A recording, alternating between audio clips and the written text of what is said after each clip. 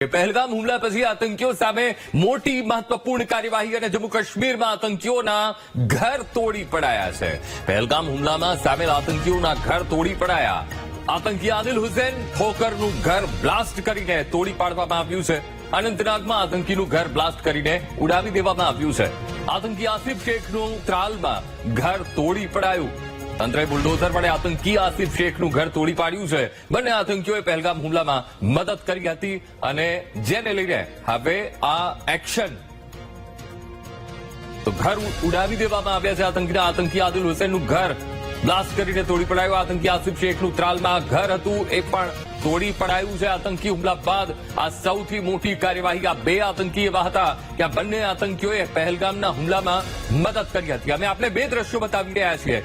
એક જ્યાં આદિલ હુસેનનું ઘર અને જ્યાં બ્લાસ્ટ કરીને તોડી પાડવામાં આવ્યું એ આદિલ હુસેનનું એ આતંકીનું ઘર નિસ્તે નાબૂદ કરી દેવામાં આવ્યું. અને બીજા અમે આપને આ દ્રશ્યો બતાવી રહ્યા છીએ જ્યાં એક અન્ય આતંકીનું ઘર પણ તોડી પાડવામાં આવ્યું. બુલડોઝર વડે આતંકી આસિફ શેખનું ઘર એ તોડી પાડવામાં આવ્યું છે. તો આદિલ અને આસિફ આ બંને આતંકીઓની સંડોવણી હતી.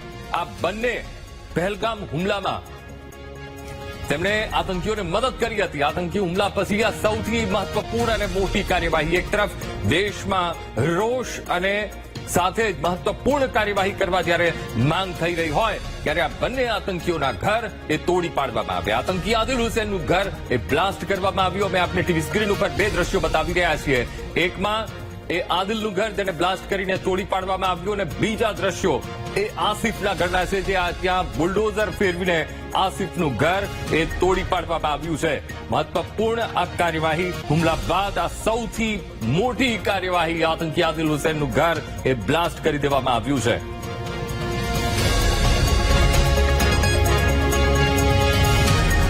તો સર્ચ ટીમ અને ત્યાં પહોંચી હતી અને આતંકીના ઘરમાં બ્લાસ્ટ થયો. દક્ષિણ કાશ્મીરનું ત્રાલ અને ત્રાલ સ્થિત આતંકી આસિફ શેખનું ઘર જેને બુલડોઝર વડે તોડી પાડવામાં આવ્યું છે. તો લશ્કરે તૈયાબાના આ બંને આતંકવાદીઓ અને એક જે આતંકીનું ઘર હતું તેને બ્લાસ્ટમાં ઉડાવી દેવામાં આવ્યું અને સાથે ત્રાલમાં આસિફ શેખનું અનંતનાગના બીજબહેરામાં જે આદિલ ઠોકરે જેનું ઘર છે તે સર્ચ ઓપરેશન ત્યાં ચાલી રહ્યું છે. ઓપરેશન દરમિયાન બંને ઘરોમાં એક્સપ્લોઝિવ મળી આવ્યા હતા. તો બોમ્બથી ઘર ઉડાડવામાં આવ્યું. અમે આપણે ટીવી સ્ક્રીન ઉપર બે દ્રશ્યો બતાવી રહ્યા છીએ. આસિફ અને આદિલના ઘરને તોડી પાડવામાં આવ્યા છે. સૌથી મહત્વપૂર્ણ કાર્યવાહી પહેલગામ હુમલો અને પહેલગામ હુમલા બાદ આ સૌથી મોટી આ મહત્વપૂર્ણ કાર્યવાહી. બોમ્બથી આતંકીનું ઘર ઉડાવી દેવામાં આવ્યું. બીજા અમે આપણે દ્રશ્ય બતાવી રહ્યા છીએ. આસિફ શેખનું ઘર એક આદિલના ઘરને બોમ્બથી બ્લાસ્ટ કરી દેવામાં આવ્યું છે. ભયાનક બ્લાસ્ટ થયો અને એના ઘરને નિસ્તનાબૂદ કરી દેવામાં આવ્યું છે. અને બીજું મહત્વપૂર્ણ જે કાર્યવાહી કરવામાં આવી આસિફ શેખના ઘરને એ તોડી પાડવામાં આવ્યું છે, નિસ્તનાબૂદ કરી દેવામાં આવ્યું છે. તો મહત્વપૂર્ણ આ કાર્યવાહી હુમલા બાદની મહત્વપૂર્ણ કાર્યવાહી. દેશમાં રોષ છે, આક્રોશ છે અને સાથે જ માંગ થઈ રહી હતી કે સખત કાર્યવાહી ક્યારે. આ સવાલ પણ થઈ રહ્યો હતો અને હવે એક્શન મોડમાં સેના આવી ગઈ છે અને જે આતંકી જ્યાં રહી રહ્યા હતા એ ઘરને તોડી પાડવામાં આવ્યું છે, નિસ્તનાબૂદ કરી દેવામાં આવ્યું છે. આ બંને આતંકીઓએ લશ્કરી તૈયબા સાથે હોવાનું પણ ખુલ્યું હતું અને સાથે મદદગારી કરી હતી. જે હુમલાખોરો હતા, જે આતંકીઓ હતા તેમને મદદગારી કરી હતી અને આ બંનેના ઘરને નિસ્તનાબૂદ કરી દેવામાં આવ્યા છે. ટીવી સ્ક્રીન ઉપર બે દ્રશ્યો. એક આદિલના ઘરને બોમ્બથી ઉડાવી દેવામાં આવ્યું છે જ્યારે ઘટના બની. આ જે કાર્યવાહી થઈ, સખત બ્લાસ્ટ થયો અને ઘરને નિસ્તનાબૂદ કરી દેવામાં આવ્યું. બીજા અમે આપણે દ્રશ્યો બતાવી રહ્યા છીએ. બુલડોઝરથી એક ઘર તોડી પાડવામાં આવ્યું. ત્રાલમાં ઘર આવેલું છે આસિફ શેખનું અને એના ઘરને તોડી પાડવામાં આવ્યું છે. મહત્વપૂર્ણ આ કાર્યવાહી. બંને આતંકીઓના ઘર એ તોડી પાડવામાં આવ્યા છે. તો કાશ્મીરમાં બંને લશ્કરના આતંકવાદીઓ જેના ઘરમાં બ્લાસ્ટ અને સેનાનું સર્ચ ઓપરેશન જ્યારથી હુમલો થયો અને સેના સર્ચ મોડમાં એલર્ટ મોડમાં આવી ગઈ હતી અને સર્ચ ઓપરેશન શરૂ કરવામાં આવ્યા હતા અને સાથે જ ક્યાં કોની મદદગારી હતી એ દિશામાં તપાસ હાથ ધરી હતી અને જેમાં સૈન્યને સફળતા મળી. અને આ લશ્કરે તૈયબાના બે આતંકી હોવાનું ખુલ્યું હતું. આદિલ અને આસિફ શેખ આ બે નામ એ સામે આવ્યા હતા અને એ પણ ભારતના કાશ્મીરમાં આ બંને આતંકીઓના ઘર આવેલા હતા અને આ બંને આતંકીઓના ઘરને નિસ્ત નાબૂદ કરી દેવામાં આવ્યા છે. ટીવી સ્ક્રીન ઉપર બે દ્રશ્યો, એકમાં આદિલના ઘરને બ્લાસ્ટથી ઉડાવી દેવામાં આવ્યું, મહત્વપૂર્ણ કાર્યવાહી, અને બીજા દ્રશ્ય અમે આસિફ શેખના ઘરના બતાવી રહ્યા છીએ. એ પણ આતંકવાદી લશ્કર તૈયબાને મદદગારી કરતો હતો અને આ હુમલામાં પણ તેણે મદદગારી કરી હતી. પહેલગામમાં જે હુમલાને અંજામ આપવામાં આવ્યો, અને એ આતંકીનું ઘર પણ બુલડોઝરથી તોડી પાડવામાં આવ્યું. અનંતનાગમાં આ આતંકીઓનું ઘર આવેલું છે. આતંકીનું ઘર બ્લાસ્ટ કરીને ઉડાવી દેવામાં આવ્યું. આતંકીનું ઘર એ અનંતનાગ જિલ્લામાં આવેલું છે અને ત્યાં આ મહત્વપૂર્ણ કાર્યવાહી. પુલવામાના ત્રાલમાં આતંકી આસિફ શેખનું આ ઘર આવેલું છે, જેને તોડી પાડવામાં આવ્યું અને આદિલ શેખના ઘર પર બુલડોઝર ચલાવવામાં આવ્યું અને આતંકીનું ઘર એ નિસ્ત નાબૂદ કરી દેવામાં આવ્યું છે. મહત્વપૂર્ણ કાર્યવાહી. સેનાએ સર્ચ ઓપરેશન શરૂ કર્યું હતું આ હુમલા બાદ, અને સાથે પહેલગામ એટેકમાં પણ આસિફ અને આદિલના નામ સામે આવ્યા હતા. અને હવે સૈન્યની મહત્વપૂર્ણ કાર્યવાહી.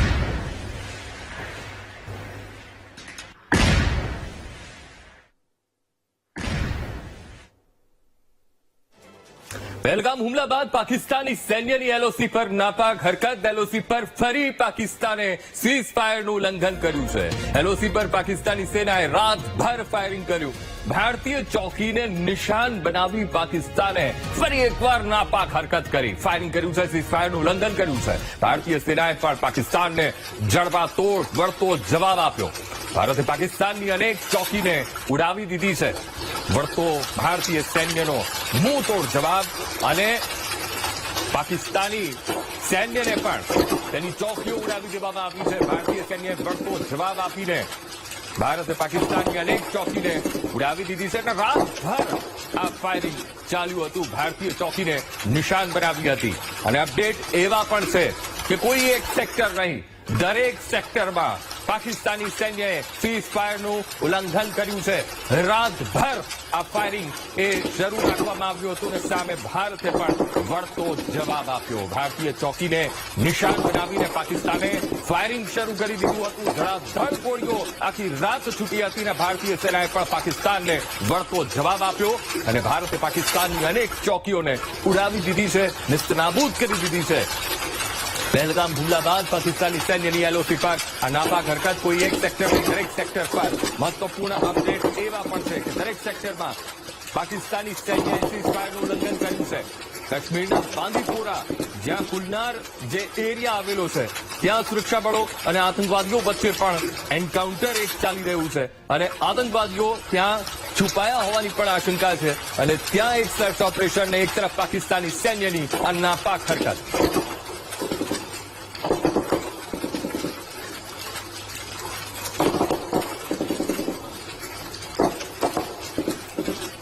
રક્ષા વિશેષજ્ઞ કેપ્ટન જયદેવભાઈ જોશી આપણી સાથે લાઈવ જોડાઈ ગયા છે. જયદેવભાઈ, હવે જે પહેલગામ હુમલો થયો, સહેલાણીઓને નિશાને લેવાયા, 27 થી 28 થી પણ વધુ આપણા જે નાગરિકો હતા એ મોતને ભેટ્યા હતા. અને સૌથી ગંભીર બાબત એ છે કે નામ પૂછીને, ધર્મ જાણીને ગોળીઓ છોડવામાં આવી છે. અને આ બધા વચ્ચે એક મહત્વપૂર્ણ કાર્યવાહી એ કરવામાં આવી કે જે આતંકીઓના નામ સામે આવ્યા હતા, આદિલ અને આસિફ, આ બંનેના ઘર નિસ્ત નાબૂદ કરી દેવામાં આવ્યા છે, તોડી પાડવામાં આવ્યા છે. જી, મારો અવાજ પહોંચી રહ્યો છે આપના સુધી? જી જી જી. જે રીતે આપે કહ્યું તેમ આ એકદમ ક્રૂર અને કાયરતાપૂર્ણ હુમલો હતો, જેના વિશે આપણે છેલ્લા 2-3 દિવસથી વાત કરી રહ્યા છીએ. અને એ છે જ એવું પણ હું તો કહીશ અંકુરજી કે આ હુમલાની જ્યારે આપણે વાત કરીએ છીએ ત્યારે આપણા દેશના એ નાગરિકોને એમના સ્વજનોનું દુઃખ જોઈને ઉલટાનું વધારે ને વધારે એ જખમ ગહેરો થતો હોય એવું લાગે છે. એટલે કદાચ આખા રાષ્ટ્રને જરૂર છે, સૌને જરૂર છે કે આમાંથી કળ વળીને ઉઠીએ અને હવે ડિસાઇસિવ એક્શન લઈએ. આપણે જે વાત કરી એ પ્રમાણે આ આતંકીઓ જે આ પર્ટિક્યુલર પહેલગામ ના હુમલાને અંજામ આપવામાં સામેલ હતા, એમના ઉપર આપણે સ્ટ્રાઇક કરીએ છીએ, એમનો પીછો કરીએ છીએ. એ અત્યારે જ્યાં ક્યાંય પણ હશે પોતાનો જીવ બચાવવા માટે ક્યાંય ને ક્યાંય ભાગી રહ્યા હશે, પનાહ શોધી રહ્યા હશે. મિલિટરી જે રીતે ઓપરેટ કરતી હોય છે અંકુરજી, એ સૌથી પહેલું કામ હોય છે cordon and search. Cordon and search એટલે ઘેરાબંધી કરીને પછી સર્ચ કરવું. પણ જેટલી ઝડપથી આ બનાવો બન્યા અને એ લોકો ભાગ્યા હશે આટલા મોટા હુમલા પછી, એટલે સંપૂર્ણ ઘેરાબંધી કરવી અશક્ય થઈ જાય. અને એના કારણે એ આખા વિસ્તારના કેટલાક બહુ સારું કામ સરકારે એ કર્યું છે કે એ વિસ્તારના કેટલાય લોકોને ત્યાં ઇન્ટ્રોગેશન માટે પૂછવા માટે અટકાયત કરવામાં આવી હતી, આશરે 1500 જેવા લોકોને. એ અટકાયત અને એમાંથી ઘણી બધી માહિતી, અને આઈ એમ શ્યોર એ જ રીતે થયું હશે અંકુરજી કે એક સાથે મલ્ટિપલી કેટલાય બધા લોકોનું ઇન્ટ્રોગેશન સાયમલ્ટેનિયસલી પેરેલલી ચાલતું હશે, અને એમની પાસેથી પ્રાપ્ત નાનામાં નાની માહિતી પણ ના આધારે બીજી ટીમો, આ ટીમનો સમય અને એફર્ટ વેસ્ટ ના કરતા મિલિટરીની બીજી ટીમો એમના પીછા કરવામાં લાગી ગઈ હશે. આ ડિસાઇસિવ એક્શન આપણે જોવાના છીએ, વધારે ને વધારે થતું રહેશે.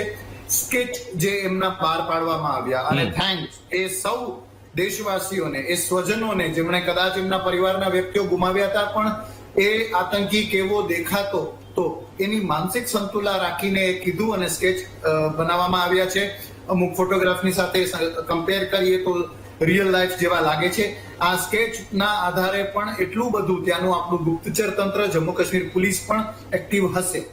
આ કામ આપણા તરફથી છે. બીજું, લાઇન ઓફ કંટ્રોલ ઉપર સીઝ ફાયરનું, યુદ્ધ વિરામનું જે ઉલ્લંઘન, ફાયરિંગ છે એ થતું રહેવાનું છે, એ થતું રહેશે.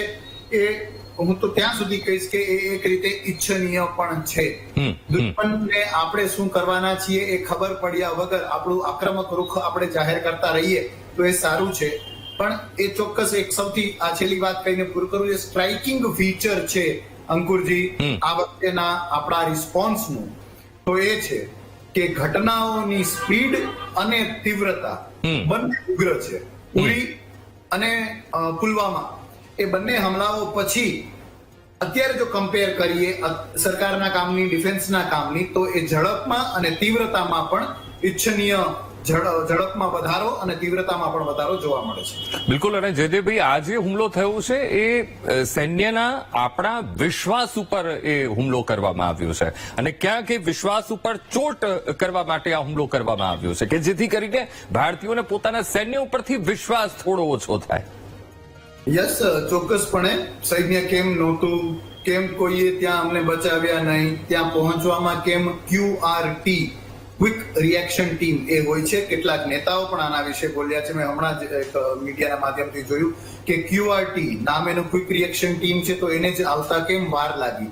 પણ ભૌગોલિક પરિસ્થિતિઓને સમજતા વિના અને બાકીની કેટલીય સમયથી આપણે જે થ્રેટ પરસેપ્શન કહેવાય, એટલે ક્યાંથી હુમલો થશે એના વિશેનું જે આપણું આકલન હતું, એમાં આપણને અત્યંત આશ્ચર્યચકિત કરી. અને આ થયેલો હુમલો છે એટલે યસ, ડેફિનેટલી કંઈક ચૂક છે, સ્વીકારીએ, પણ એ ચૂકને ગ્લોરીફાઈ કરવાનું કામ એ આ હમલાએ ને એ પછીની બીજી કેટલી બાબતોએ કર્યું છે. માત્ર આટલું નહીં, પાશવી માનસિકતા, હું એમ કહીશ અંકુરજી, સેના ઉપર આપણો વિશ્વાસ ઓછો થાય એ તો ખરું જ, પણ આ ધાર્મિક વાતને વચ્ચે લાવીને અને સ્વજનોમાં પણ કોને મારવા અને કોને ના મારવા એનો ચયન કરીને, પાશવી માનસિકતા એટલા માટે કહું છું કે તમે કોઈ ગોળીથી કોઈને મારી નાખો તો એ દુઃખ રહે, પણ એ મૃત્યુને, એ હોરરને નજરે જોનાર સ્વજન જ્યારે પાછો આવે ત્યારે એનું એ દુઃખ, એ હૈયાફાટ રુદન અને એનાથી ઉભો થતો ડર, એક સાયકોલોજીકલ વોરફેર. અને આતંકવાદના કેટલાક પાયાના, હવે એને સિદ્ધાંત તો ના કહેવાય, પણ પાયાના મૂળભૂત ઉસૂલોમાંનો એક એ છે કે ખાલી મૃત્યુ કોઈને આપવું નહીં, ભયનું વાતાવરણ ઉભું કરવું, આતંકનું વાતાવરણ ઉભું કરવું. એમાં પણ એ લોકોની આ ચાલ બહુ કામ કરી ગઈ છે. યસ, આપણે વિશ્વાસ ઉભો કરશું, આપણી સરકાર પણ કરશે, ડિફેન્સ પણ કરશે, મીડિયાના માધ્યમથી આપણે પોઝિટિવલી રીએશ્યોર કરી રહ્યા છીએ, પણ એ સાયકોલોજીકલ દુઃખ પહોંચાડવામાં આ આતંકીઓ સક્સેસફુલ રહ્યા છે, એ વાત સ્વીકારવી રહી. બિલકુલ. જયદેવભાઈ, એક ખાસ વાત આપની પાસેથી મારે એ પણ જાણવી છે કે એક તરફ સીઝ ફાયરનું ઉલ્લંઘન પાકિસ્તાન કરી રહ્યું છે, આખી રાત કાલે બોર્ડર એ ધણધણી છે ગોળીઓના અવાજથી, અને જયદેવભાઈ, ગંભીર બાબત એ છે કે એક સેક્ટર નહીં, જે LOC પર જેટલા પણ સેક્ટર્સ આવેલા છે ત્યાં એ લોકોએ સીઝફાયરનું ઉલ્લંઘન કર્યું છે. અને જ્યારે પણ હું માનું છું ત્યાં સુધી મેં જેટલું જાણ્યું છે કે જ્યારે સીઝફાયરનું પાકિસ્તાન ઉલ્લંઘન કરે છે, કારણ કે સીધી લડાઈમાં તો એ પોતે પણ જાણે છે કે પહોંચી નથી શકવાનું, જ્યારે પણ સીઝફાયરનું ઉલ્લંઘન થાય છે ત્યારે ઘૂસણખોરી એ થઈ છે. આ ગેરીલા યુદ્ધનો એક પ્રકાર ન કહી શકાય. ચોક્કસપણે આપનું એનાલિસિસ એકદમ સાચું છે અંકુરજી, અને કદાચ હું એમ કહીશ કે આપના પ્રશ્નમાં જ એક રીતે જવાબ છે આપે એ બહુ સરસ સચોટ એનાલિસિસ કર્યું કે સીઝ ફાયરનું ઉલ્લંઘન એટલે સામાન્ય સમજમાં આપણે વીટીવી ના માધ્યમથી આપણા દર્શકોને કહીએ તો સીઝ ફાયર એટલે યુદ્ધ વિરામ, એક સમજૂતી જે બે ડિફેન્સની બંને આર્મીની ચોકીઓ વિશે હોઈ શકે, એથી ઉપર લેવલે બટાલિયને કે પછી મોટા ઊંચા સ્તરનું પણ એક યુદ્ધ વિરામની સમજૂતી હોઈ શકે. એનું ઉલ્લંઘન એટલે અરસપરસ આમને સામને ફાયરિંગ કરવું. અને આપનું જે એનાલિસિસ હું સચોટ કહું છું એ કે સીઝ ફાયરિંગનું ઉલ્લંઘન એટલા માટે કરાતું હોય છે કે કેટલાય સેક્ટરોમાંના એક સેક્ટરમાં યુદ્ધ વિરામનું ઉલ્લંઘન થાય એટલે કે ફાયરિંગ થાય એટલે બધા ધ્યાન કેન્દ્રિત ત્યાં કરે. હથિયારો ક્યારેક આપણા ટ્રુપ્સ એટલે સૈન્યની મુવમેન્ટ પણ એ દિશામાં થાય અને બીજી બાજુને આપણે થોડી ઓછી ધ્યાનમાં રાખીએ અને ત્યારે ઘૂસણખોરી થાય. અને હું એટલા માટે કહું છું કે આપણે કદાચ એનો જવાબ પણ આપના પ્રશ્નમાં હતો એ કે દરેક સેક્ટરમાં સીઝ ફાયરનું ઉલ્લંઘન થવું એટલે એમ કે આપણા દરેક સૈન્ય ટુકડીના લોકો પોતાના સેક્ટરમાં છે, આગળ પાછળ નથી થતા, ક્યાંય વધારે કે ઓછું ધ્યાન આપવાનું કામ આપણે નથી કરતા, સર્વ સમાન રીતે બધા સેક્ટરને આપણે મેન કરવું એમ કહેવાય કે ડિપ્લોય થઈને મેન પણ કરીએ છીએ અને રિસ્પોન્સ પણ આપીએ છીએ. એટલે બધા સેક્ટરમાં એક સાથે યુદ્ધ વિરામનું ઉલ્લંઘન થવું એ એક રીતે તીવ્રતા વધી ગઈ એવું લાગે, પણ આમ સુસજ્જતા સારી છે, એ ધરપતની નિશાની છે, ઘૂસણખોરી નહીં થાય એની થોડી નિશાની છે એવું કહી શકાય. ઓકે, હવે જયદેવભાઈ ખાસ કરીને જે ટેબલ ઉપરનું જે યુદ્ધ શરૂ થયું છે કે જેમ કે સિંધુ જળ સમજૂતી આપણે સ્થગિત કરી દીધી છે અને એક લેટર પણ ત્યાં પાકિસ્તાનની સરકારને પહોંચી ગયો છે અને ખૂબ સકારાત્મક એમને એ લેટરમાં ઉલ્લેખ કરવામાં આવ્યો છે કે બંને દેશો વચ્ચે સંબંધો કેવા હોવા જોઈએ. જો ધ્યાનથી એનું એનાલિસિસ કરવામાં આવે તો ભારત તરફથી ખૂબ સકારાત્મક પ્રયાસ એ પાકિસ્તાન તરફી છે કે ભાઈ બંને દેશો એ સમજાવવાનો પ્રયત્ન જયદેવભાઈ કર્યો છે કે બંને દેશો વચ્ચે પાડોશી દેશો વચ્ચે સંબંધો કેવા હોવા જોઈએ એ એમાં ઉલ્લેખ કરવામાં આવ્યો છે. સામે પાકિસ્તાને શિમલા કરારમાંથી હટવાની વાત કરી છે. આ ટેબલ પરનું યુદ્ધ અને કેટલી અસર પહોંચાડી શકે છે? બહુ સરસ. અગેન આપણે ટેબલ પરના યુદ્ધની વાત કરી. ટેબલ પર લેવાયેલા કોઈ પણ નિર્ણયો એ પ્રીકર્સર એક શરૂઆતી નિર્ણયો અને શરૂઆતી સંકેતો હોય છે જમીન ઉપર શું સ્થિતિ બદલવાની છે તેના. હવે ટેબલ પરના આવા ડિપ્લોમેટિક નિર્ણયો એટલા માટે લેવાના છે અને લેવાય ક્યાંય પણ કે ઓન ગ્રાઉન્ડ જમીની રિયાલિટી સાથે જે તે દેશને રૂબરૂ કરાવવા માટે. આ કરવાથી શું પાકિસ્તાન સુધરશે એ હજી પ્રશ્ન છે, પણ ઇન્ટરનેશનલ ડિપ્લોમસીને ધ્યાને લેતા આ પ્રકારના પગલા લેવા જોઈએ, એ ઈચ્છનીય છે.